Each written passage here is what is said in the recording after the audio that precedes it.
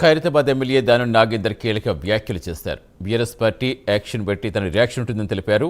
ఖైరతాబాద్కు ఉప ఎన్నిక వచ్చినా భయపడనని, ఎదిరించి కొట్లాడతానని తెలిపారు. నిత్యం ప్రజాక్షేత్రంలో ప్రజలతో ఉంటానని తెలిపారు. తాను ప్రస్తుతానికి ఖైరతాబాద్ ఎమ్మెల్యేనని, స్పీకర్ నుంచి మరీ నోటీసులు వస్తే మాట్లాడతానని తెలిపారు. స్పీకర్ ఇచ్చిన నోటీసులకు ఇప్పటికీ వివరణిస్తూ తమ అడ్వకేట్ లేఖ రాస్తారని తెలిపారు. దానికి మేము రిప్లై జవాబు ఇచ్చాము. ఒకటి, ప్రత్యేకంగా మమ్మల్ని మరి ప్రెసిడెంట్ గవర్నమెంట్ స్పీకర్ గారు ఇచ్చిన దానికి మా అడ్వకేట్ ద్వారా మనం రిప్లై పంపించడం జరిగింది. మళ్ళీ నాకు స్పీకర్ నుంచి ఇంకా పిలిపేం రాలేదు. వచ్చినప్పుడు నేను నా అడ్వకేట్ వెళ్ళి మేము ఇస్తాం తప్పకుండా. అదేవిధంగా మేము ఇచ్చినటువంటి రిప్లై ఇప్పటిదాకా మాకు వచ్చిన దానికి మేము రిప్లై జవాబు ఇచ్చాము. ఒకటి, కానీ ప్రత్యేకంగా మమ్మల్ని మరి ప్రెసిడెంట్ గవర్నమెంట్ ఎక్కడ స్పీకర్ గారు ఇప్పటిదాకా చెప్పలేదు. చెప్పినప్పుడు నేను వ్యక్తిగతంగా పోయి ఉన్నటువంటి క్రాస్ ఎగ్జామినేషన్ పిటిషనర్స్ ఉంటుందని నేను అనుకుంటున్నాను.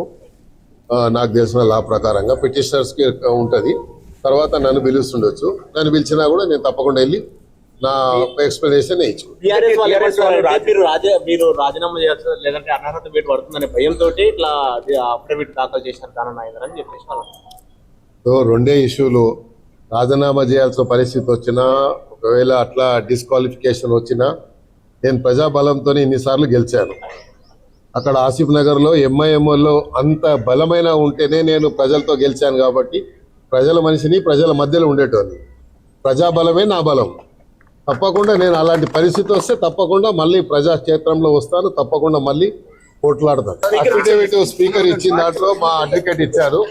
మా అడ్వకేట్ గారు ఢిల్లీలో ఉండే ఈరోజు మాట్లాడి మా అడ్వకేట్ తో మాట్లాడిన తర్వాత నేను చూస్తాను. నేను చెప్పాను కదా, మా స్పీకర్ ఏమి ఇచ్చిండో ఢిల్లీ చూడలేదు. మా అడ్వకేట్ ఢిల్లీ నుంచి పంపించాడు. చూసిన తర్వాత చెప్తాను. ఇప్పుడు ఎమ్మెల్యేనా కాదా నేను?